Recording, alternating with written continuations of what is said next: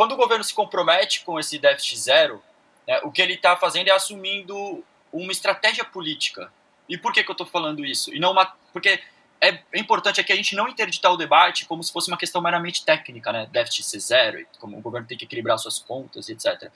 Porque o que faz o déficit de 0,5%, 1% do PIB ser grande? Essa é a questão. Isso é grande ou não é? E se a gente para ver os indicadores econômicos, por exemplo, a gente tem um grau de capacidade ociosa de 77%, o grau de utilização do nosso maquinário, né, é de 77%, ante uma média histórica de 83%. Ou seja, me parece que um déficit de 1%, 0,5% do PIB, que fosse, não seria capaz de gerar inflação de demanda, por essa perspectiva, dado a capacidade ociosa que ainda tem na indústria brasileira. Se a gente comparar também com o mercado de trabalho, 7% de taxa de desemprego também não me parece ser algo natural, né? A alta taxa de informalidade também passa por isso. Ou se a gente for pegar um outro tipo de limitante, né? A inflação não vem de demanda, mas, por exemplo, poderia vir de custos, né? E a gente pega a taxa de câmbio, que é o principal componente do custo. O que seria um déficit grande? O déficit grande seria aquele que deixasse a população brasileira tão rica a ponto de importar mais do que exporta, né? Digamos dessa forma, ou ter prejuízos do balanço comercial. E a gente vê com saldos comerciais que isso não seria o caso também, né? Então, resumindo, a grosso modo, 1% do PIB que fosse para estimular um investimento inteligente, um PAC, por exemplo, como mencionado, não me parecia pressionar a inflação pelo lado da demanda e tampouco uma pressão, a gente poderia notar uma pressão pelo balanço de pagamentos, não só por conta da conta comercial, mas também se a gente considerar o nível de reservas que nós temos, ou o fluxo de capital que continua vindo para o Brasil, não me parece ser esses os limitantes apontando ou constrangendo o governo a adotar uma política de déficit zero. Quando o governo assume essa posição, o que ele está colocando é justamente priorizando uma agenda, não sei se isso foi um compromisso assumido para passar, um compromisso político, né, para passar as medidas que queria ou as medidas que ele quer passar.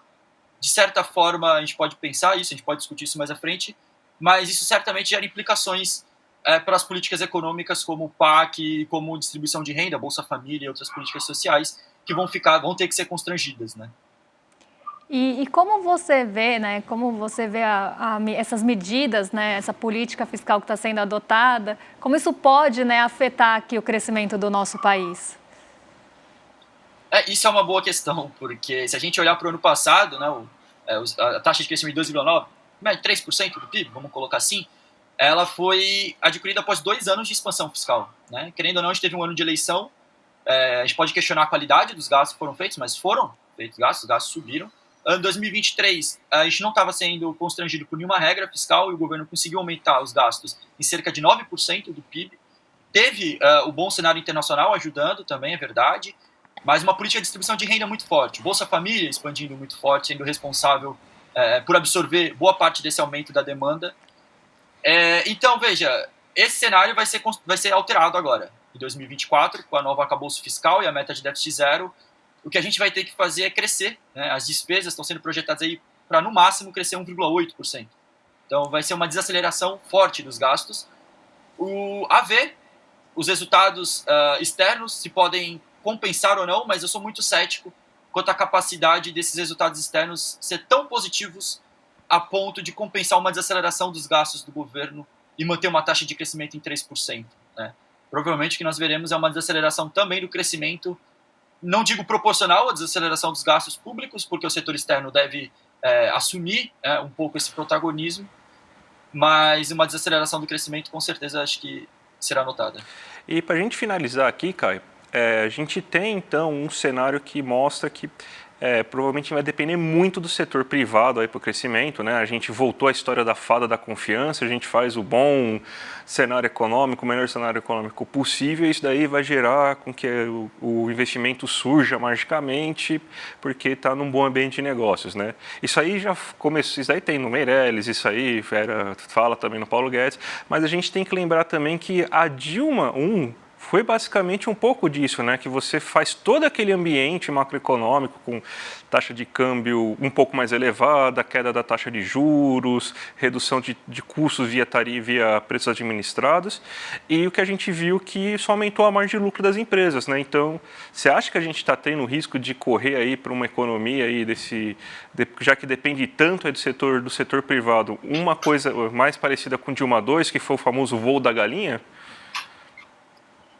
Bem notado, André. Na verdade, o que essa aposta do governo, né, reduzir, fazendo a lição de casa, a suposta lição de casa, né, déficit do zero, o governo o Banco Central conseguiria reduzir a taxa de juros e estimularia as empresas com um ambiente de negócio favorável, etc, etc.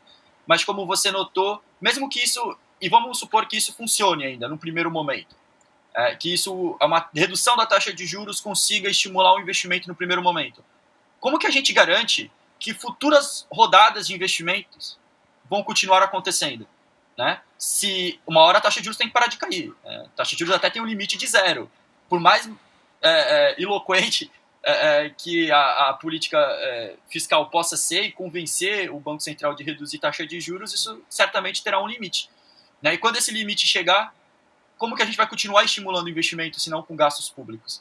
Acho que essa é a questão. Por mais vamos dar o benefício da dúvida e, olha, não deu certo do Dilma, mas vai dar agora. Por algum motivo mágico de Haddad ter uma capacidade de persuasão maior, digamos assim, não sei. Mas mesmo que isso dê certo no curto prazo, eu acho que isso nos coloca em uma grande dificuldade pensando no médio prazo. As próximas eleições, por exemplo, com a ameaça aí de um novo candidato de extrema-direita surgir, populista, populista que eu digo no sentido, né, ruim da palavra, não no sentido de atender a população, né? Mas, enfim, eu acho que os desafios que estão postos, ainda que isso funcione no curto prazo, é pensar no médio prazo. E eu sou cético quanto a isso funcionar no curto prazo. Como você bem mencionou, a gente pode ter uma nova experiência parecida com o que a gente teve no Dilma 1, de que as empresas absorvam isso como margem de lucro e acabem não repassando isso para maior investimentos e gastos e que seja motor da economia.